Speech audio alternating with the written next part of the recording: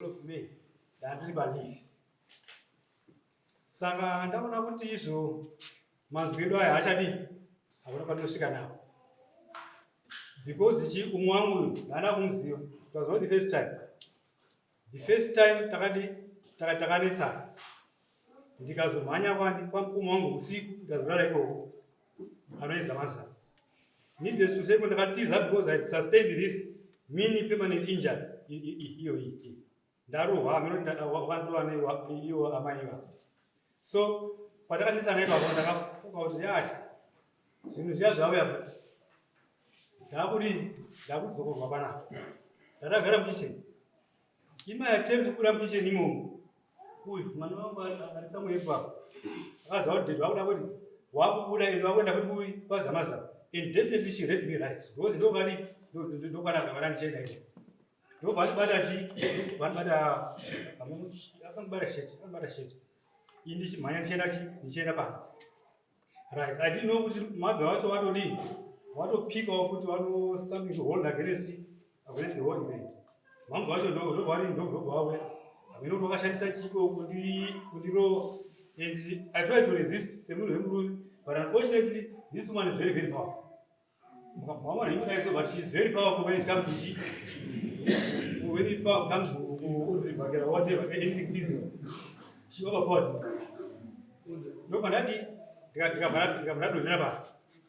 And what I did was to scream, so that I would draw attention.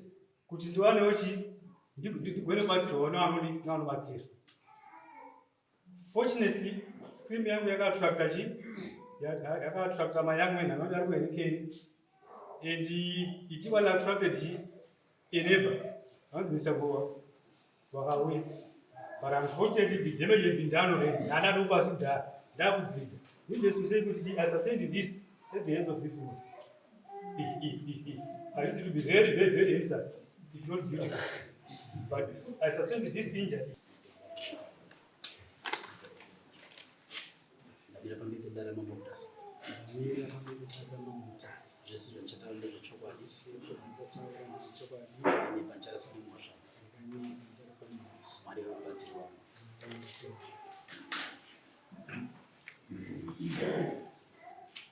So changamire.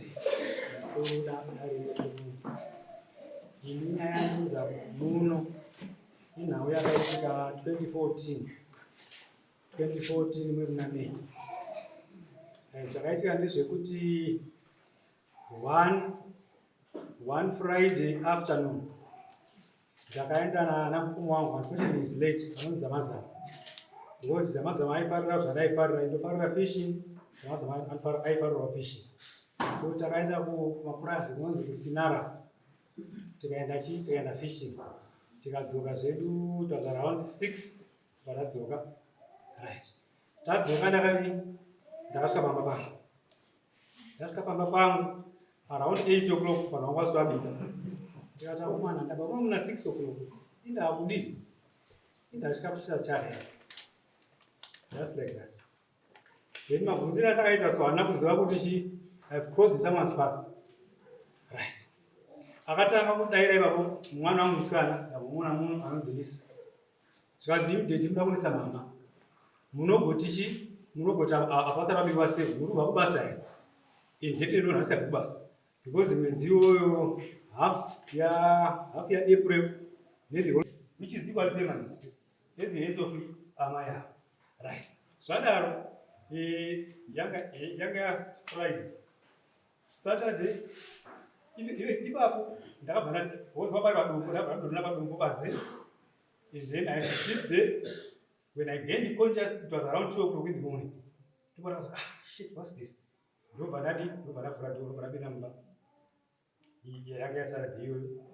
Sunday, ndakaswera musoro wakadi football. Ndakatora pasi muchidining room. Come Sunday, mama wadi vatakura takaenda kuchechi. She doesn't prepare food for me. I want to say I flat ipapo. Ndobva kuchechi kwatsomba. Ndobva kwatsomba iko. Fine. Aminoti zvakangofamba wose kwatsomba iko, ameno room had already gone kuti chii. Imi mwana sekuru Sakarombe, makagara kunokuka. This was his almost dead day. Wow. Monday morning, ndakazona sekuru wangu wadiki nambuya wahombe namai vangu ndobvawe wasvika zvakadai so zveshuwa ndisagona kudii zvikanzi nai muroora ungasvika paextend kudhemu jamurumiso zvabvanyanya kudii wadii kudii wadii kuenda peacefully so zvari munosiyana muri vapenyu zvikanzi tatati mwana asidani nasekuru wahombe kuti chii going to make this a police case saka hatichaderere kumapurisa saka iwe ndini masiri chienda kupi kuchipatara and I went ndakaenda kuchipatara kupi kugeneral hospital ndikasoniwa apa ndobva ndadisa zvangu handina kuri handina kuive handina kuradzikwa ndobva ndaenda kumba kwemunini wangu panonzi kutendo ndobva ndakagara for about 1.5 weeks right after 1.5 weeks izvozvo ndakauya pamba and that was on the 13th of May 2014 right marwadzo anga achingofushiva handisati andimboita fully recover ndobva ndarara around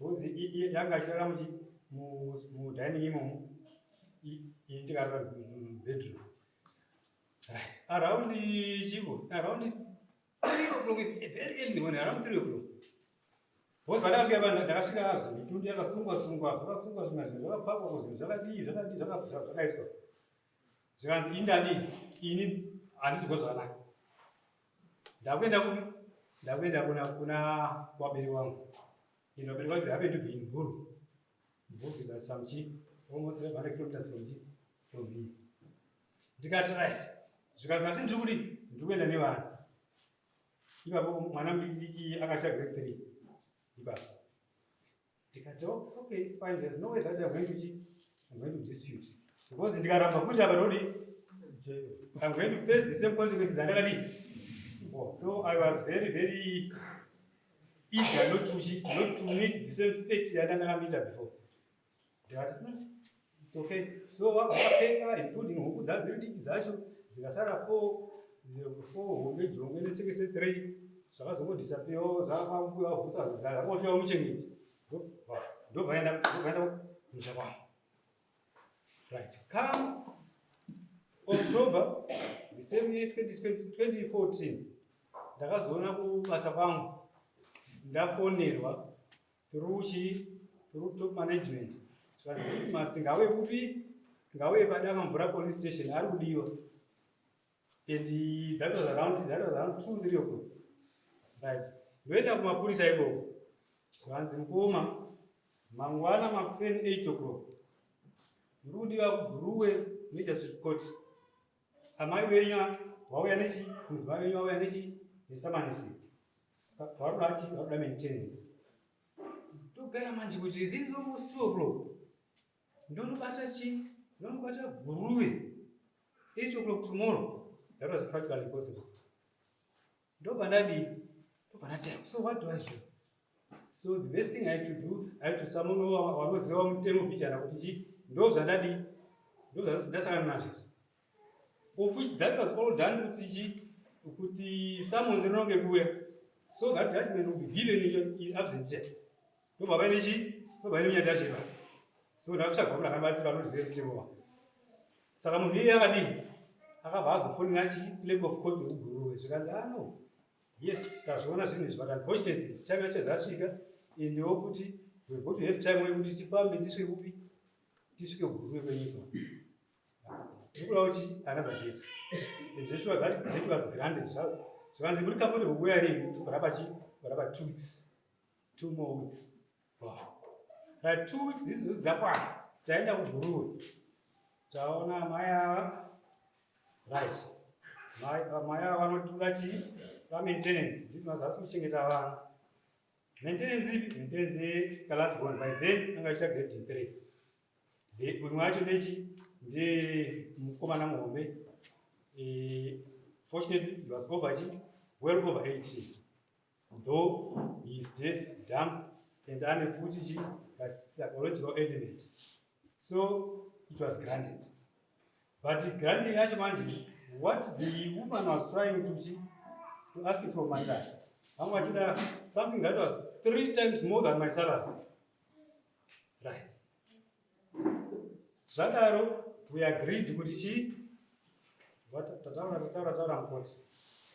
we ended up settling for 420 by then I got my bond.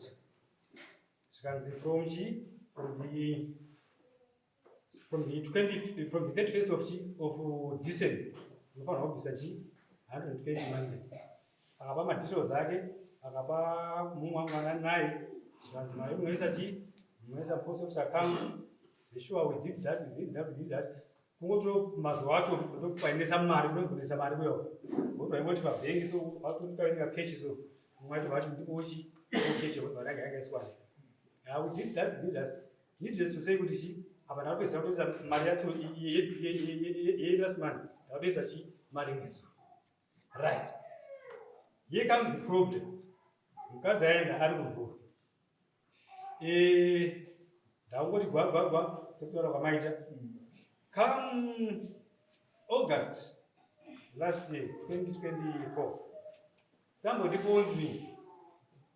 Achiti ndiri kuchinhoi, ndandiri kumvura. Saka ndifuna ndiri kuchinhoi. Unozoti mukwasha wangu herewo. Ndikati mukwasha ndiyani uchawa. Zvikanzi ndini sekuru waricha. And sekuru vanobvira ndambovaona during all the subsistence of family ndakavaona vanhu indazi ndambotaura kuna sekuru. Ndikati zvikanzi right chimbotipo a gist of what happened kuti mukadzi uyu azve kumusha. And that's well over 10 years. Ndikati hey, how do I respond to this? One, sekuru akatsamuzana zvavo. Two, handivasi. Because anyone starting a counter-revolutionary conversation with a stranger is either a fool or something else. Over that, and no, someone else improve this one more. Because when time here, so that I come there only to guide us over this issue. But you are welcome. I'm not going to only one time. They didn't know August, he'll stay you. Right? Abangofona ndacho dai because I didn't want to say because I told him once as Z and G and that's right. Fine. Kwakuzoti muna December iyo last year. Madam, she phones me was mwana ndakazotora last boy even anakutora but akazomunza ega akaita form 3 akatsvagira baba danga mvura hai through mine my mom. Was a Jimbo, but I from 3 again, which is Jimbo, because he was playful and he was humanized at the end of the day. Needless to say, with my teacher, I can someone who was only what she did to Savannah. And my mom, my mom, she bears testimony. Right. And you have for a second chance, I give you a private teaching about this people. It's okay. Don't want the chance. I'm talking about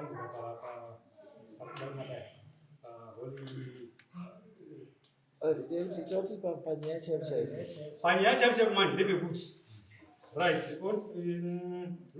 Around 15th of this month, of last year. Muzukuru wangu phones me, who happens to be 80. Achiti sekuru itai musike kuno because kuno murenyu yadi yauya and rakaitochi ida makids. But hey, what are you talking about? Makids echiko ekuita sei zvanzi vakapinda iko zvino 100% pemuti. Ndikati shamari muzukuru, there's no way that I'm going to partner with my kids. You can understand the time that is past, I cannot possibly do that. Kana watu nesimba vanogona kukanya since arikule moti vachi pamba pamba vanogona kukanya kuti vopinda, but there's no way that I'm going to let go of my kids. Right. Tagara after 2 weeks, not after 2 weeks, a week or so.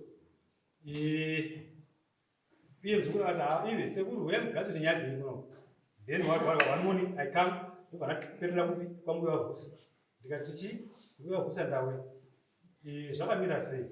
Zvikanzi takamboonawo munhu auya iye akasvika usiku ndobva mukicheni dilapidere isina kana chichi wanoziva pamba padhitmans oziva kuti dilapidere kitchen saka ndomakarara imo. Saka ndakasvika kuti zvivindi zvekuti munhu anga asipo for the past 11 years ongosvika musha mevanhu ongopinda. I found it very strange and awkward. Ongopinda ukanwa nenyoka imomo vanhu wakati kuenda kana kuti kwakeno kuti keni vamuindawe wakati kuenda kwamubvisa ndawe later on mzukuru watienda kumzukuru kuti mzukuru ndauya ndakuenda pamupambo so that it's an element vanoziva kuti pambapa pane. Saka mbuya wabvunza ndakataura kuti including ndataura kuti in as much as kuvhurira door here ndokuvhurira but there's no way that I'm going to do so in the absence of your own people. Zvikanzi sekuru wakati ndichadii sekuru wakati ndichawe tatakana ngawe eventually would be very fun. Time passes 5 days or so haufana sekuru sekuru wazoti havana chance wati ndakutumira my group. But it's still fine because as long as those people are there to represent your interests, it's okay. As my group vati havana mari transport tumira mari transport tikati fine my group handiwaziva but handinokuvatumira mari. What I will do is ndichakupa mari iweyo since unoziva pamaiguru wako unoziva nhamba dzavo dzefoni iyi ndikatumira imi saka uchazoti wakapesanisa nhamba wakadii. Saka wabveshwashwa mwana wangu was born naDecember kazoita stokuchekwa tengu saka kubvako ndikamupa chii ndamuziva kuti imari ndamambiswa $35 ndikamupa $35 mangu akauya akavapa 3-4 days down the line hakufa mari ndakatumira wauya here zvanzi amaiguru wazoti havachagoni kuuya asi in any case ndakutumira hanzi kwakuuya mukadzi wemwana wehanzvadzi yangu who happens to be late iye murume wacho. Zvanzi ndo wati waakuweti ndikati is still fine for as long as she's coming in to represent your interest it's fine. Hamusati masvika padura right. Saka chakazoti ndiuye pane chakazoti pane chekuti ndakazoenda pasabhuku ndikati sabhuku ndikuzwa kuti pano vanhu vari pambangwa but they are there against my interest because munhu akaenda ane makore saka ina handigoni kuakomodeta so nangakuti kuzoridza alam kuti ndo zviri apa. Saka this is exactly what brings me here darewe. Okay. Alright, garai pasi bwana. Sumdaendo.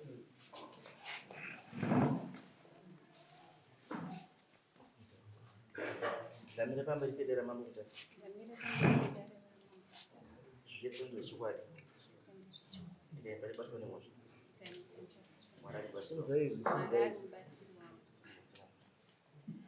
Pamusoro edare ramamuta ndini ndinonzi Marital band mukadzi waDitmasanya segai nditange nebhori raatangawo kana mazonotei no chandoda kuzwa tazwa isusu zvataurwa magariro amakaita nechii zvese saka isusu tiri kuti nyaya yake kupika kwandaita ndeyekuti mauya pamusha pake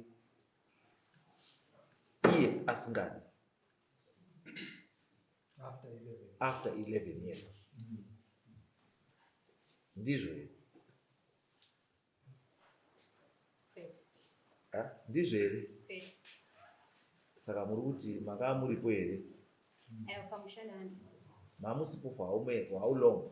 10 years mamauya gore rechi11 reason makaenda mamakaenderei kubva pamusha bindurai chete reason yandakaendera ndichibva pamusha ndairwara mairwara 2014 ndichirwara baba vakaenda kubasa vakadzoka pavakadzoka ndakavataurira kuti kune vanhu vari kundifonera pafoni yangu vachindituka taibva tatanga kunetsana handizvo zvatosiyana makutora nevanhu pafoni asi mati ndairwara chakati ndiende kumusha ndairwara saka izvi zvevai kufonera pafoni kana ari magirlfriends ake kana chino isu tabvunza kuti reason why makabva pamba penyu muchienda kumba kwenyu. Ndakaenda kumba nekuti ndairwara. Mairwara makasiya machaya murume murwara Handina kurova. Hamuna. Uyu murume anotaura kuti wakazvimba akaita bhora. As my head was more like a soccer ball.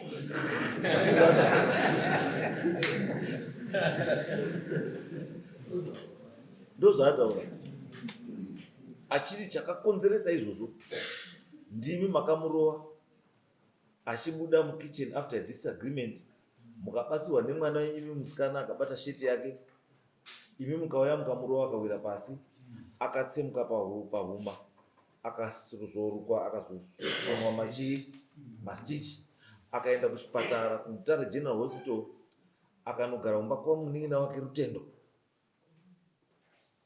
Wozobva ikoko ndobva azodzoka kumba. Achidzoka kumba iye achirara mubedroom, iye muchirara mudining. Ndobva mazopeka mabhegi yenyu, ndobva mazoti kuma 3 AM ndobva mabuda. Mukati ndakuenda kumusha. Ndizvo here? Ndizvo here? Ndichirwara pera. Ndizvozvo. Makaita zvese zvimuchirwara. Handina kumurova. Ha? Handina kumurova. Hamuna kumurova. Ndakuenda asingazivi. Alright. Chakazoti masvika kumvurwi imimi. Mubva mazoti maakuda maintenance. Yanga iri nyaya iyi. Ndakaenda 2014 May. Ndasvika kumvurwi, ndakasvika ndichirwara ndikavatsanangurira marwariro andakaita vanhu kumba kwedu. Vakati achateera ngatimbomugara. Ndakagara kusvika December. Mwana mudiki aienda kuchikoro. Mukomana airwara. Havana kunditumira kana senti rokuti ndipe vana chikafu. Mukomana kuti aende kuchikoro. Ndakavafonera ndichivakumbira mari. Vakati handisi kukwanisa kuita izvozvo. Une maoko akushanda. Ndikavaudza kuti vakati mira ipapo. Imimi semunhu ane musha wake, ane murume wake, ane mhuri yake. And why did you opt kuita zvokufona instead of coming kumba kwenyu? nhani ndichiri kurwara. Mamuchiri kurwara. Chirwere chenyu chicho chakurwarisai for 14 years chii? Ndakarwara neBP ndaidonha. BP maidonha. Kuchipatara ndakatoenda. Is why. Saka BP ingada kurapwa kumba kwenyu here kwamaka. Kana kuti BP murapwa muri pamumba penyu nemuri. Anga asiri kundiendesa kuchipatara. Ndakaenda kuchipatara but pane time. Is why. Akakupai mari yekukwira bhazi from Mutare to Guruwe ndiani? Riakandipa mari. Objection. Alright. Why ndiri kubvunza zvese izvi? Ndibvunza kuti mari yamutaura yebhasi fare yamutaura yamakabhadhara yamunobuda kuGuruwe yaikwana kuti muende kutora mapirisi eBP kwaMutare for 8 months. Supply yematablets eBP for 1 year. Because mvurwi ndinoiziva. Muchibva kuno handika munoti Harare. Mobva muHarare handiti moti Mazowe. Mobva Mazowe musvika mo10 up mosiya road kuenda kuBindura. Mwamatema kupinda muConzession. Ndizvo. Mwamapfuura Concession. Mwamasiya road kuenda straight kuCentenary. Handizvo. Mwamatina left into Mvurwi town. Handizvo. Muchibva ipapo munokoneta road inobva kutora Shanga. Chinhoyi mutora Shanga Miriam Mine. Ikapinda muChinhoyi ikapinda Centenary. Imwe yacho ikadzika ichipota kukontinya kuenda kusuma Maramba Pfunga. Ndiri kuramba ndiri kunyeba. Saka kwamakaenda muna kuenda kudanga mvura. Border to border.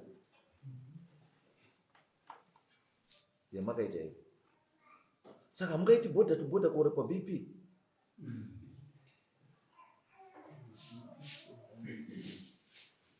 Makazi madokota ya BP yari kumvurwi. Mutare hakuna BP. Mutare General hakuna. Rusape hakuna. Kuharare kutonana naparenya twazvina nani kwese. Kopfura. Uyo Mazowe demu. Uyo Orange Mazowe. Uyo tena kurapwa BP.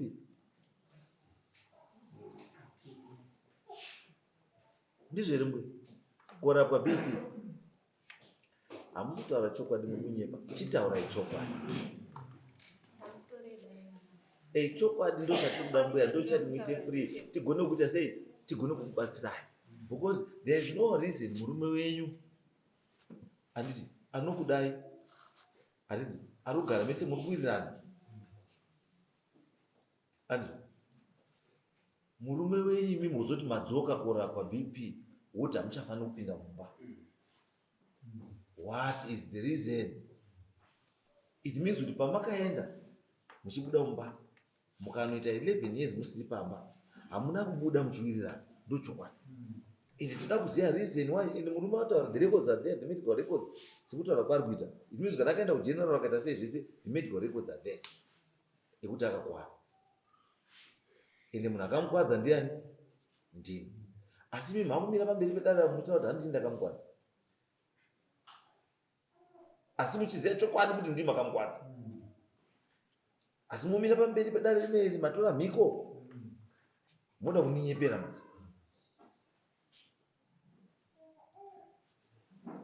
Ha? 2014. Ndati mairwara, ndazvinzwa. Ndiri kuda reason kuti pamba makambobva sei? Chakandibvisa pamba ini pandaenda kwadhoti. Makadzi ndinawo. Izara here Kana kuti nemurume mamuri kuwirirana here nemurume pamakabva? Mamusi kuwirirana? Ndo chakakwidza BP. Andizvo? Saka ndo chokwadi chatikuda kai kuti makabva pamba nenyaya kuti hatisi kuwirirana. Noti kuti nyepera kuti dzakabva pamba uzoda kurapwa BP kumvura. Makamusi kuwirirana? Saka pamakaenda inyaya yekusawirirana, noti nyaya yeBP. Ndo chokwadi chatikuda chiri. Kuzi mukatanga kuti nyepera manje zvese zvamuchataura manje tiita kutosefa. Kuzvikana moyo kuti ida kubatsirai kuti zvinhu zvifane. Chakashata chii kana muti makaita ma emotions kuti hayi Sara una chiro, rega ndiende kumba kwedu, kana uchizoda nezvangu unonditeera, mubva mashaina mubva matakura kamutundu kenyu bva maenda. Handiti mako zvinhu hazvina kuzofamba semafambiro amaifungira. Mubva mafunga kuti maakuda mari, mubva mati kucourt maintenance, mubva matanga kupiwa maintenance, mubva maona kuti maintenance haisiri chii, haisiri kukwana. Chokwadi chahapo chekuti rega ndidzoke kumba kwangu. Asi zvinoitwa zvakangwara zvakanaka. Murume wangu oye, sorry nezvakaita sei, zvandakaita ndadzoka. Noti kuda kudzoka nechitsotsi, iwe wakaenda nechitsotsi. Ucharamba uri mukadzi wechitsotsi. Titesa nditi chinodiwa ichokwadi kuti mubatsirike. Musakataura chokwadi hamubatsiriki ba. Kubva kutaura kwaita murume, pane mwana ari apa asingazwi zvakanaka, pane mwana akaremara, ndizvo? Mwana yanga achigara nani pamba makaenda? Mwana aigara kumba kubva zvaanga ari. Aigara nani? Nevabereki. Agara nabereki wenyu. Saka challenge yenyu mimi uko manje yakazoita upkeep yemwana yeye. Pamakauya izvozvi makauya naye ri mwana wacho? Mwana ari. Sei makauya naye izvozvi iye anga agara achigara naye? Mwana ndikopota achiuya apa ndakauya naye kuti ayozoona baba vake. Kuti sei? Ayozoona baba vake. Kuti adzoke futi kumba. Tasara tiri tu. Vamwe vakashaya. Izvozvi pamauya kudai pamakamira, hama dzenyu dziripo ndiani? Tasara inini munyanya wangu. Ndati hama yenyu iripo pamauya kudai ndiani? Hapana. Sei? Munin'ina wangu ari kuchengeta mai vasingaoni. Hapana kana mhama hana kana nemungori tu badza muna kana nasekuru ana mbuya hana hakuna. Tete vakashaya. Ndati hakuna ere imwe hama. Hama ndiwo sekuru vakavafonera kutovaona ndiwo mwedzi wacho wawakafona uyu. Asi vakati But then my problem ndo sekuru anokwanisa kufona asingakwanisi kuuya. Ende vari kufonera munhu asingavazivi, wawasingazivi.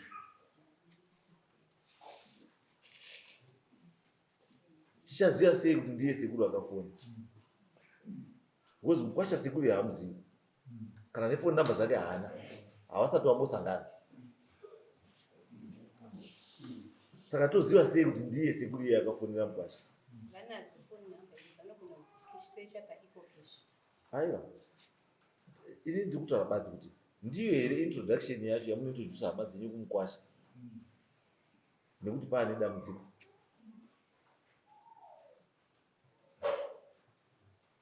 Imi muchiesa kutaura chaicho chaizvo zvamuri kuda chaicho chaizvo, nyaya yenyu chaicho chaiva 2014 ndakafunda mutambo 2014. Risaitinzwa nyora kuti ndotenderwa here kuti ndinatsotanga nyaya yacho 2014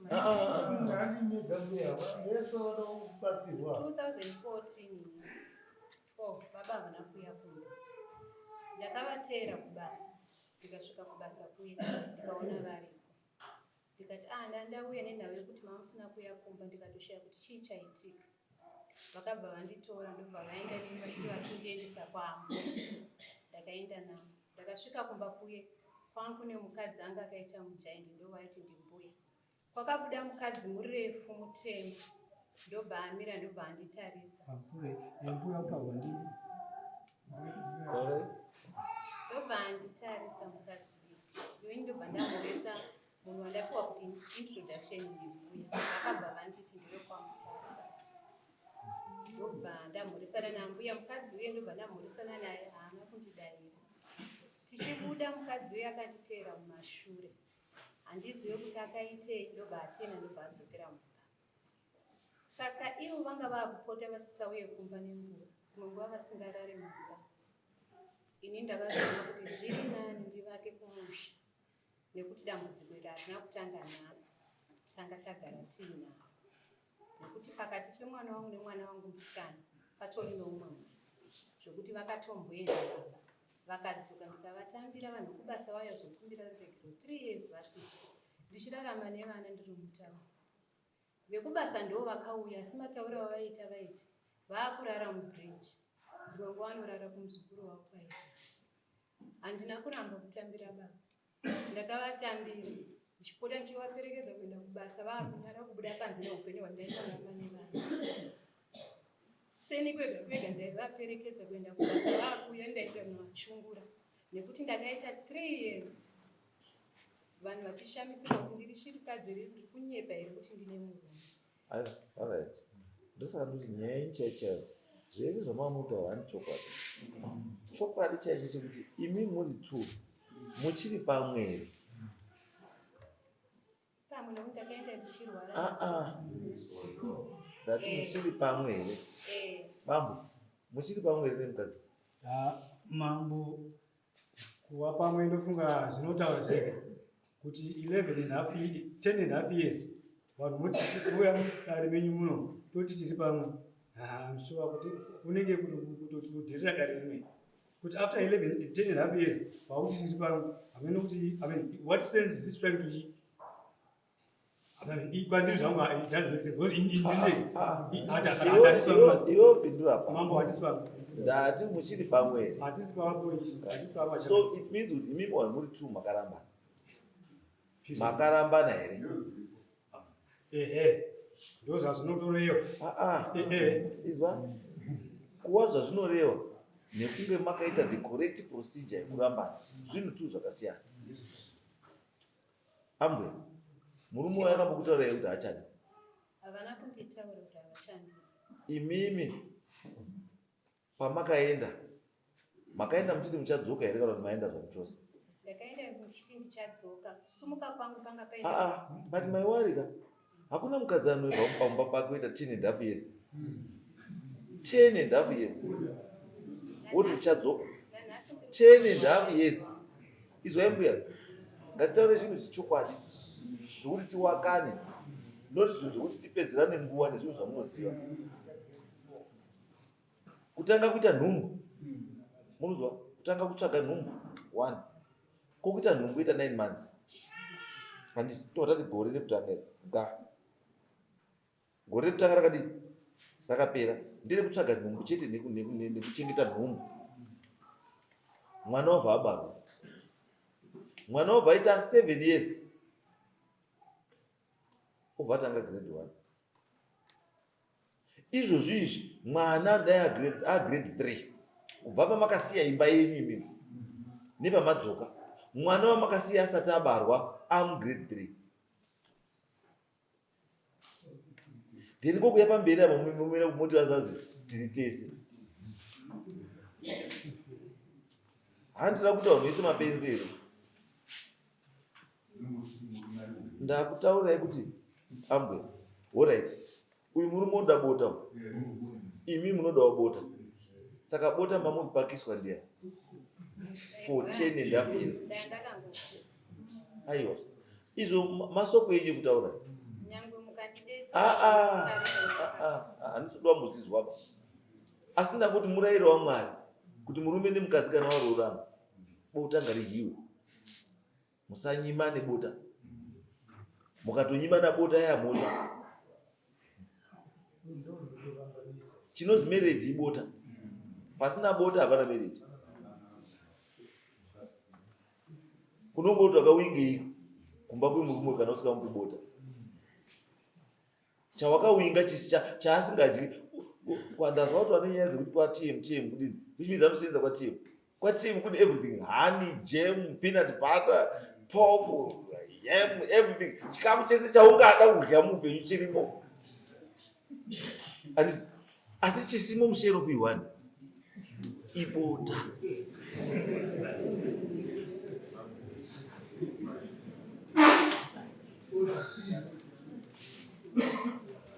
Zvino imoti 10.5 years. 10.5 years. Munhu autapota reponera kuhope. Then you come back utaura tanzi tiri tese. Alright, kubva pamaya muna August makamboyana bota here. Kubva musi wa 12 December izvozvi matone 1.5 months. Makamboyiwa here bota. Makambompa here bota baba. Awasikuya. Ndozvandotaura. Kuti 10.5 years zomakagara uko plus pamadzoka pacho bota haziko. Saka marriage yenyu yamuchinyepera panapa kuti iripo ndeipa. Chamukumira pamberi apo chinyepera kuti tese chii. Nyaya iri pabudira nechokwadi. Bambo kana mukadzi musamudi. Handizvo. Kutakura kwakaita katundu achienda handipo pakaperera marriage yenyu. Because pachiwanhu chedu kana munhu arambwa anopiwa gupuro. Gupuro makaendesa. Handina kuendesa chakamira. Kana musina kuendesa gupuro saka mukadzi wenyu. Handina kuendesa ndinawo yekuti chakamire. Ndabvunza. Isusu tutaisa kuti procedure pachiwanhu inoti chii kana kuti taramba. Inoti gupuro ngaiende. Saka harina kuenda nditi. Harina kuenda nechikonzero chakamira. Chei chikonzero. Chikonzero ndechekuti sadombo wangu wandakaenda naye iko kumusha kwavo 1989 taisinza tese kuharare ikoko akabva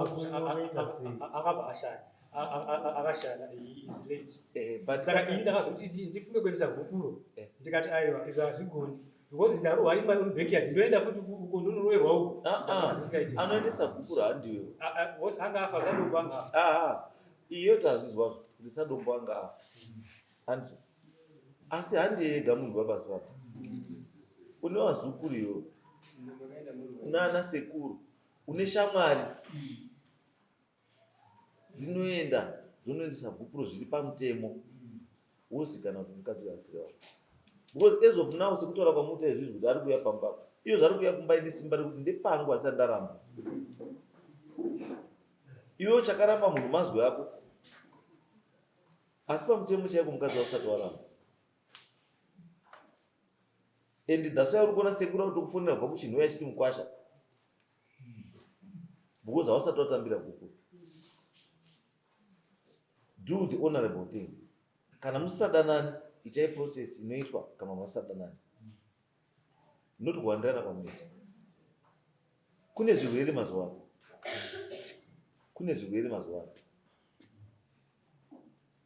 Munotsvagirana zvirwere uko mweya mupana. moti maitei.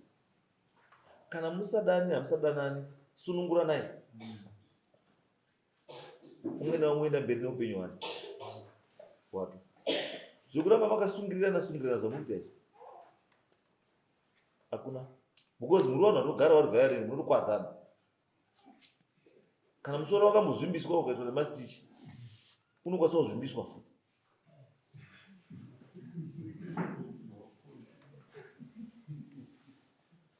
Saka ndikuti in the first place pamakatoita zvinhu zvamakaita. Because kana munhu akuswa mastitch musoro is a very sensitive organ pamunhu. Munhu aifanira kutongwa neGBH, grievous bodily harm, which is next to attempted murder.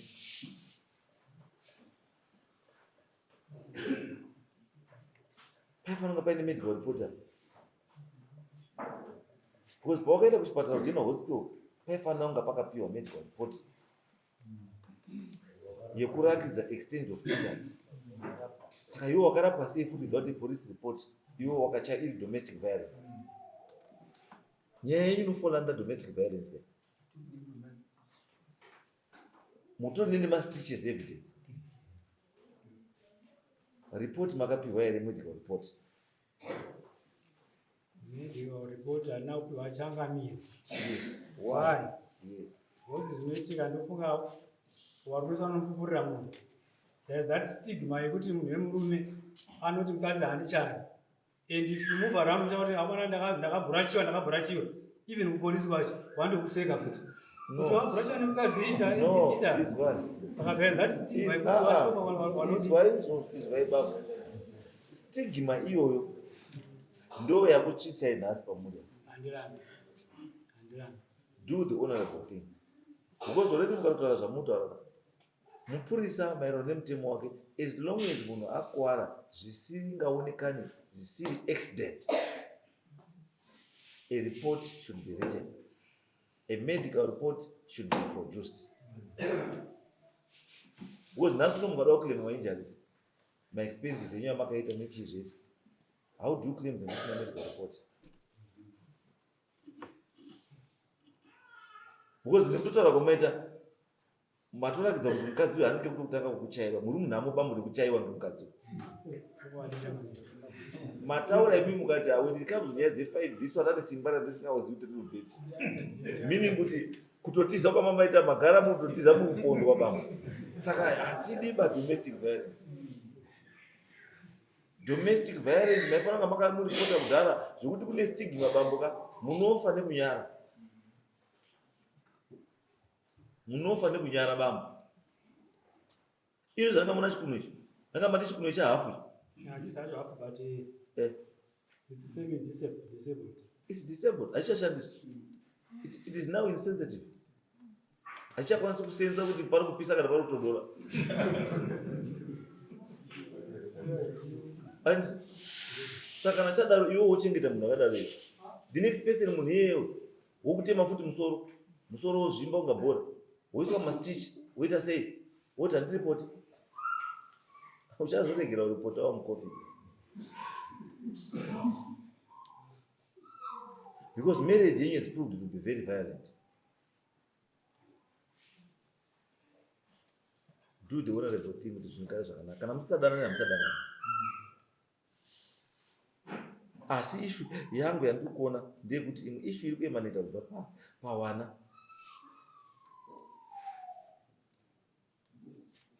Condition yeumwe mwana iyi can be a contributing factor mukusawirana kwenyu. Imi baba, look after wana. Ipai wana zvaunotarisirwa kutanga wainazvo. Izvozvo right mai maintenance muri kupiwa here. Maintenance vari kundipasa wakayakura. Sorry? Vari kundipasa isiyo yakanyorwa pabeka. Aiwa. Kana mchiti haisi yakanyorwa pabeka muri kuti sei? How much are you supposed to get? 120. Vangotambira vanenge vandipa. You are supposed to get 120. Apa ndambozwa kuzi 120 yakasoitwa ari mazivi ari mazimachini.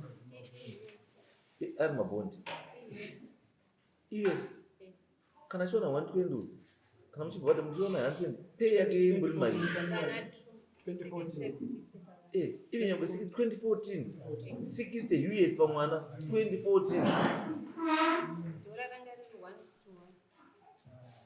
no, but dollar is 1 to 1 guys. How can you use rate of 2014 in 2020 25? No, what you should do, and I go back to maintenance court. Madzoba maintenance court, mari yenyu inocalculate kuti ne rate yoma makapiwa. Izvozvi mafanira muchitisiva mari in US dollar. Kana kuti kana iri shoma ina upgrade maererano nemamiriro aita zvinhu izvozvo. Kana utodo kana mamuri kuipiwa paine vana vanga vari under below the age, vanga vari below the age of 18. Kana vana ava above 18 yakutokatwa futi. Because mwana kana apfuura 18 akuzvionera.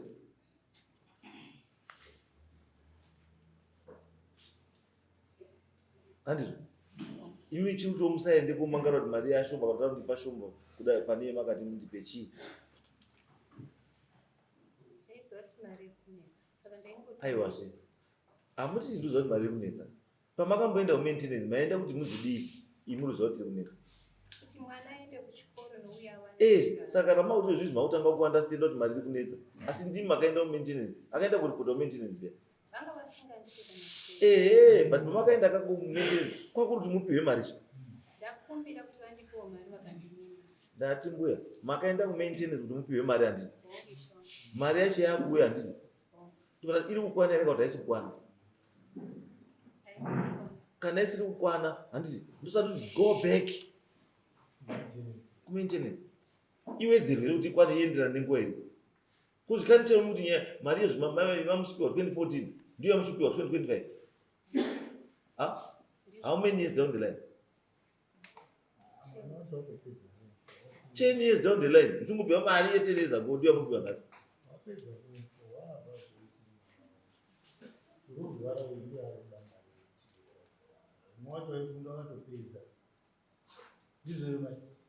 apedza form 4 last year.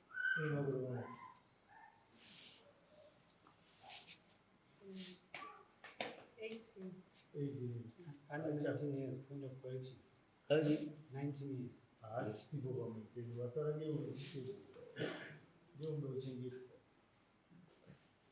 Saka imi baba kana maintenance kati $20 pamunongwavha muchiita zvamuita muchiziva condition yemwana wenyu nezvinoda mwana.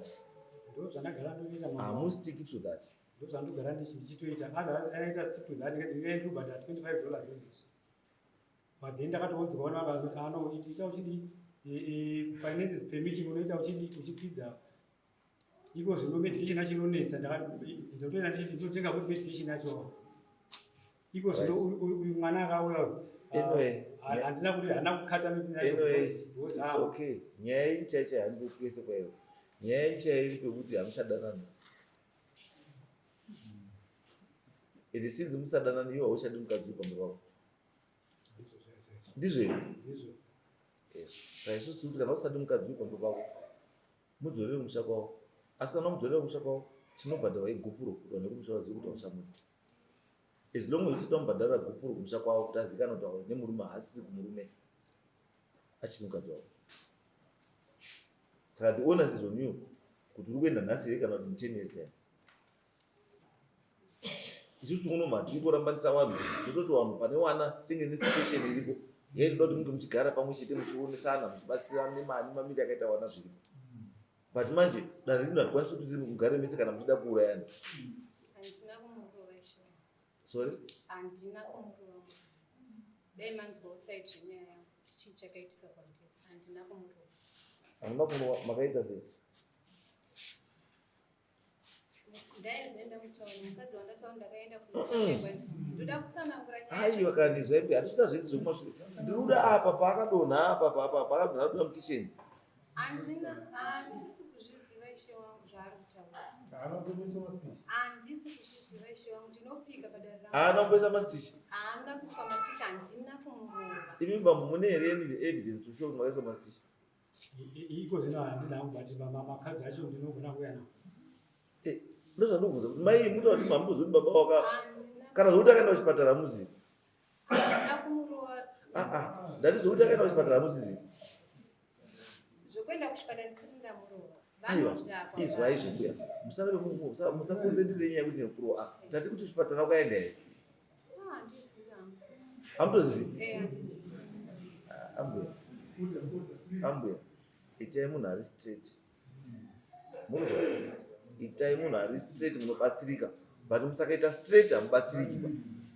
You can't tell me kuti munhu auya nevanhu wabva uku kuya kumuona musoro wakazvimba nechii vanhu vakuenda kuchipatara nechii, then you tell me kuti muri pamba ipapo hamuna kuona kuti munhu wazvimba wakwara uku hamuna kuzoona, hamuna kumboziva kuti munhu aenda kuchipatara. havana kunditaura kana vakabuda kuenda kuchipatara zvokwadi havana kundiudza. Alright, pane here munhu akaona iwo uchirwara ari muno? Unoti vanhu vacho handina kuona but chandinoona ndechekuti kungoti vagova but ndiye munhu anga aripo nakena anga aripo ndichibhura chavo chaizvozvi ndichitsemuka apa ropa richizara apa padumba and mbuya wavhusa fortunately the following morning akaziva achiti anzwa paine mheremhere apo chii chaichiitika maneno I couldn't come because ndiri nemukadzi akapindura kunzi zvikanzi ropa redu richiko razara padumba apo mbuya vhusaka ndakapindura kuti takauraya huku nezuro saka huku yacho hamene kuti ndiyo huku yacho iyoyo. Yeah, no, musafumanikidze zvisaiti because muchaurayana. Asi nyaya dzakawanda dzinokwadza vanhu, tsitsi dzinotsitsirira. Iwewo unorohwa nemukadzi asi kuti handikwanisi kuenda kumangana, asi mukadzi ukamurova iwewe anomhanya kumangana ende unomupinda mukati unotopinda. Domestic violence act itoripo yakamirira izvozvizvo. Saka guys, endai kumba modecide nezvamunoda kuti munoda kugara mese here kana kuti hamuchadanani. Kana musingadanani endai umwe naumwe ngaende kwake musina kukwadzana. Asi at the end of the day chengetai chii? Chengetai wana. Iwo kana usadi mukadzi ita the correct thing. Endesa gupuro vanatezvara vaziva kuti mwana asi kumusha kwako. Because right now pakawanda chinoitika anything kune mukadzi anonzwa ari kuavana. Titezani iwe ungaregedza kuya pamba but as long as arogara pamba under 20 days ari kufamba achigara iwe uri kutaura usingauyi, but pakaita chinoitika kwaari anything it's your responsibility. Saka chiita izvi munofanira kunga zvichiitwa mosiyana zvakadii zvakanaka asi muchichengeta chii wana. Haidi love yekuti nyange unoda kukisa mukadzi unofunga katatu kuti pamwe pauri kuendesa chimurume chako chabva chachifaita kana udamburwa rurimi haizoiti love yakadaro. Kana kuti kuda kubata mukadzi wako kuda kubata muoko unodzokerera katatu mumhepo ndobata here womboti mbichana kuti uzwe kuti wazvizwa here wati ukana kuti pfekenyi woti wedzere kubata kamoko pichana ukaona ati zii kuti abva ndizvo mwari wemaita no hazvidiba. Imba iyi kana muri maina baba need to love each other. Asi kana zvaramba zvadii zvaramba musazviforce ba. And you cannot force munhu asisa kuti ndide azviti munozosvikira namuna taisiyewo azviti bambo kana musadi mukadzi endai muti zviri correct. Moenda kumusha motuma unotuma kumusha unotoka kumusha kwacho dai kuri ndosaka ndandobvunza dai hama dzacho dziripo dzazvizvira because hapasi muzvitaura ega kuti murume achandini kana kuti ndabva pamurume waifanira kuzvinzwira mareasons why mabva kumurume. Asi chokwadi chinokuponesai kana musadanana hamuchadii. Don't lie to each other. Munokwadzirana mahara. Right.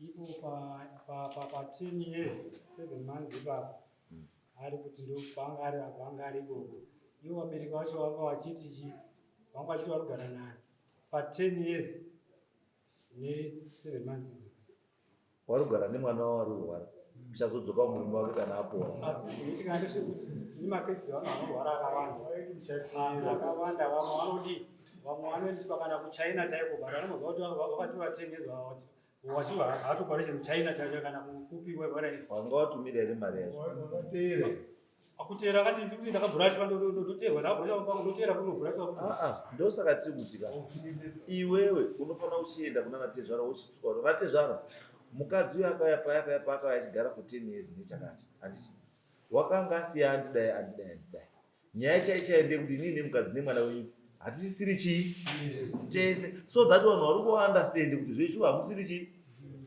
yes ukaramba uri kuti ndakabhurashwa handiendiko unongoramba uinaye iwe usamudi enda nokubhurasha futi ukazwa wabhurashwa nanezo nemukadzi wake saka zviri kwauri to do the honorable thing. Endai kana musadarani morambana zvakanaka kurambana hakushamiswi.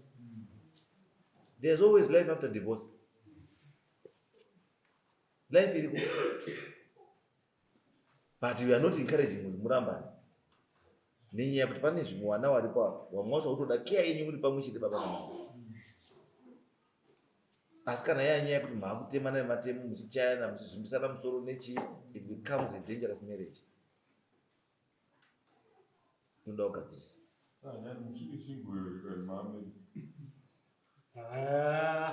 mambo wangu kuti ndiroore futi nemavanga aya anobana chandina baba. I'm single sir. I'm single. No, it's okay. Pakanaka muchienda muite zvamaita saka imi mumai nyaya yenyu iri pekuti mimi hamuna kuzvibatawo semai anoda musha wake because you can't live 10.5 years away kubva kumusha mako pamba pako. Anything can happen pa 10 years. Saka dai makasvika iyo chikicheni chamuri kuzi mururara ichechi chakadonha mamudorara chakadonha achina rufu achina zvakabva imi chinokupai kuti mubvumaine kukopinda muchimba chiri dangerous chakadaro ichocho chiri so dangerous kokorara imomo asi muine imba iripo akawaka imba iri kundera saka chaikuita sei kupinda mumba yemuchi havana kundipa maki ndakabva ndaenda kuna mai ndikati sezvomai vaimbogara mumba mavo mama ndokumbirawo maki ndauya ndaisotaura naamwe nangu kana ivo ndaitaura aiwa tapira rai saka mai vakabva vandipindura kuti ai handina kupinda mumba mako nemaki ndakatopazawo dho imimi kana munhu asiri muridzi achikwanisa kupaza imimi muridzi chakautarisai kupaza ndakazopaza papera mwedzi ndichivakumbira ndichiramba ndichitaura navaba kutadza saka izvozvi maapai ndiri mumba nevanhu muri mumba makapaza ndakavhura dho musi wa12 ndakauya musi wa12 upishe wangu right. Saka pakanaka chiendei mugadzise nyaya iyi muchiziva kuti muri mese here kana kuti hamusi mese. Ini handipo kukufosai kuti maigarai kana kuti endai akakurorai handini ani murume wenyu ndeuyo ini ndokwaswa kuti garai but uite hake dzimwe 10.5 years asingauyi pamba ipapo. ndakagara pamusha pangu pandakavaka. It's not about musha wamakavaka kuti mubve kumvuri hamuna kubva makatakura zvitina kumvuri makabva makatakura pesi yenyu nebhegi remagombezi yenyu kuti ndaroorwa kwamutare mazosvika nebhegi renyu ndipo pangazora there is need yekuti bhegi rikuda pekugara nesu tikuda pekurara kana pekuisa mubhedha. That's when you decide kuti muwake. So if it's the issue yekuti ndikutoona kuti kwamuri kuenda imi issue yekuti imba yangu yandakawaka haingagarwe nomwe mukadzi handina kudaro ishe wangu asi kuti ndakasiya zvinhu zvangu zvokandina kuwana kukura chakandiendesa kurwa ini kudzokawo kumusha kwangu ndosaka ndati pamuri kudzoka kumusha masvika kumusha kwacho wamamuri kudzokerera ati handichazvikwanisi ndopane nyaya Asi Marital. Izvozvi Marital. Ai, ndati Marital. Ha? Marital. marwariro andaita akatosiyana. Asiyana. BP yenyanga izi yanga rudzi.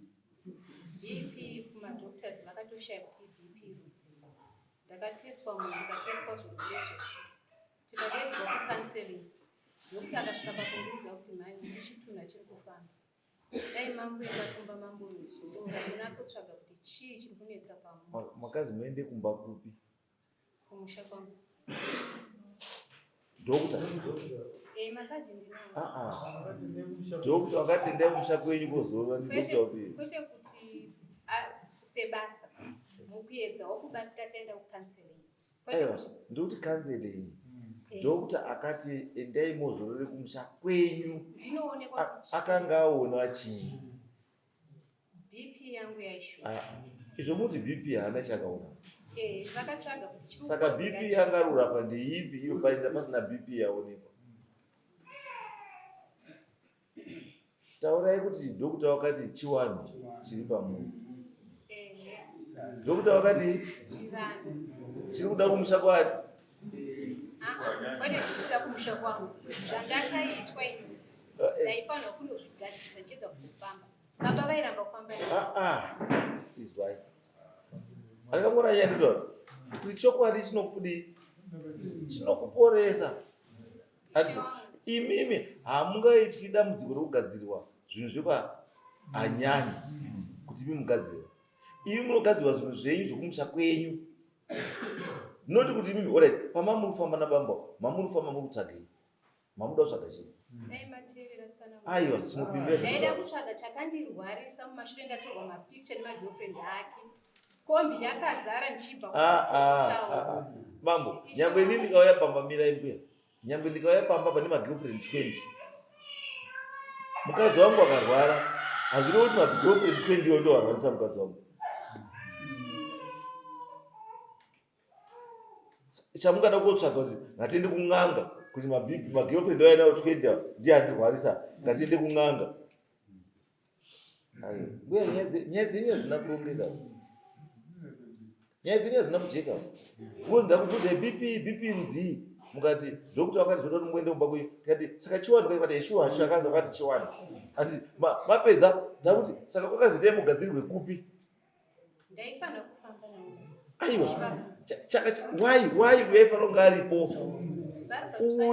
Imimi chakazi mukuzi uyu anofanira kunga aripo pakufamba penyu chii? Nhau yacho yakaitika baba kuti ndirwara. Nhau yacho yakaitika. Ndo yaifanira kuti iye neni titsvage kuti chii. Ndobva varamba. Inhai ipi? Ndiri mutaundi baba. Ndaenda kunokwira mota. Pakauya vanhu kutanga kunditora makamera. Kutachi? Kunditora mafotos. Mukadzi uye wandakamboona. Akandihayira vanhu. Ndanga ndina mukunda mukasi. Akabva afonera baba. Izwai kani, izwai. Kutorwa mapikicha. Zvinoendeswa kun'anga here kuenda kushoperwa yo ndatorwa picha. Ndochiona chamutaura here. Picha yakashandirwa here. Ndozvandida kutaura izvozvo. Ekuti ususpecta kuti picha yakashandirwa. Izvo picha yashandirwa. Imi mune here chamunochacha kwamakafamba. Obviously kwamakaenda kumusha penyu but 10 and a half years. Makapedza guruwe neuzumba yese. Kwakazi zvomakasvika mumba kwenyu ndika makafamba. Kwakazi kwamakafamba musha kuti chikurwarisa ichi. Ndakagadzirwa. Ndakagadzirwa. Asi makagadzirwa. Asi makagadzirwa ndiani? Makagadzirwa chii? Akanoshandisa mapicture akatora. Kuti mimi mudii? Ndairohwa ndaidonha. Ndaidonha. Kana ka3 pazuva. Ndaidonha. Maidonha? Kudonha kuchikonzerwa nei? Zvinoita kunenge uya kunenge dzungu swandisa. Makambotestwa here epilepsy? Ndakatestwa zvese zvinokwana kuti ndina. Zvikazi hamuna epilepsy? Saka dokta akati arikususpecta kuti chii manje chaiti mudonha? Makatestwa here shuga? Ndakatestwa zvese. Saka uko makazofamba manje ndokwakazozi chii? Chivanhu. Ndakagadzirwa. kuchiwani kwacho kandosarira kuti mauzi makagadzirwa chii.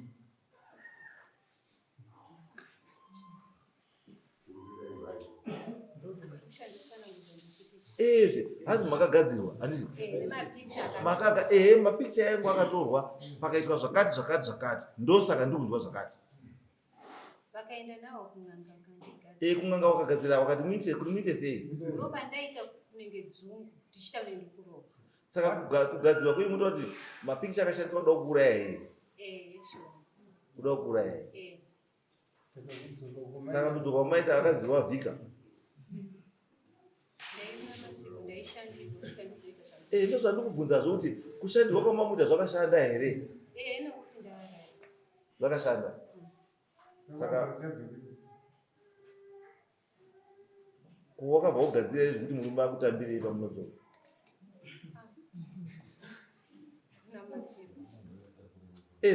Because dambudziko riri pekuti magara tene hafu yezi kubva pamba. Handiti. Saka chekutanga chamatanga kufunga kuti ndikudzoka kumurume kuti murume akutambirei. Aiwa, hamoni dambudziko. Imi makamutsvaga after 2 days zvana kuraramba. Mirai. Mati makamutsvaga murume after 1 day asina kuraramba. Ndozvamataura here. Kuti ndakaenda kubasa kwake ndikanomutsvaga 1 day asina kuraramba kupi? Kumba. Then muchiti 10.5 years makaona nga zvisina basa kudzoka kwenyu.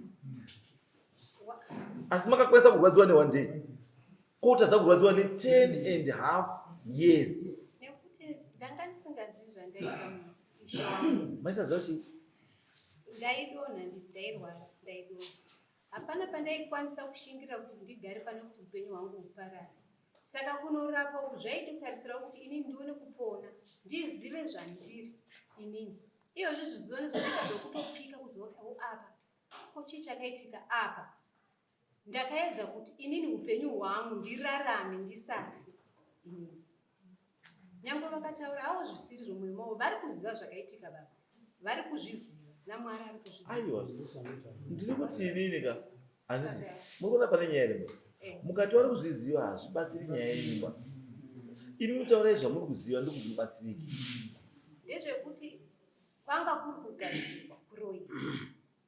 Saka mukunamatirwa ndichiramba ndichishingirira zvaienda zvichidzika kusvika ndazonzwa kuti ndaanani. Nani hazvirevi kuti zvakapera pa. Munozwa? Nani hazvirevi kuti zvakapera. Saka muruti here muda kukumbira dare rineri kuti tikutsvagirei chiremba wokuti muendere murume uyu kuti azwe kuti magirlfriend ndiye akakugadzirai.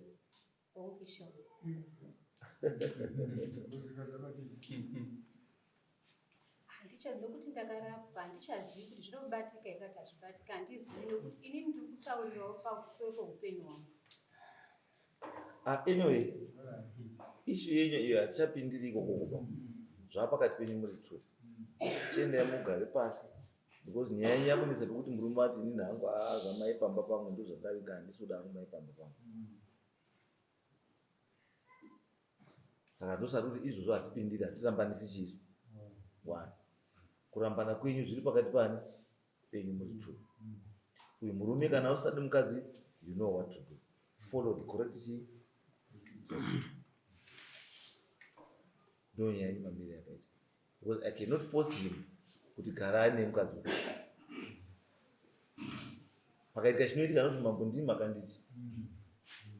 Ai. Izvozvo handiti. Endai mugare pasi muwirirane. Kurambana hakushambisiba. Motanga upenyu hwenyu. Because inini chanditi shamisei pandisina kufarira is the 10.5 years away from home. Then you just come in back like that. It's rather an African. 10 years by 365 days. 3,625 days away from home. Then you just come back and you want everyone to believe that everything is normal. asi andambozwa kuti vakadzi vakawanda urwara wakuenda kudzimba dzavo kokugara for 10 years vari kuzodzoka. Hakuna zvakadaro, hakuna. Vakadzi vese vanogona kuti matambudziko vanorwara, vamwe vanoenda kumwedzi kasingaperi, asi anogumira aripo. Asi imimi 10 years, it's a long time. But anyway, ndezvenyu muri tu makarorana, muchiziva kana musisadanani chiitai zvinoitwa kuti muchatoguma. Asi ini chandinoziva kuti bambo imimi, as long as gukuru risati raenda kumusha kwavo vasati vaziva kuti hamuchabudi mwanawo, mukadzi ngewani, itai zvinoitwa.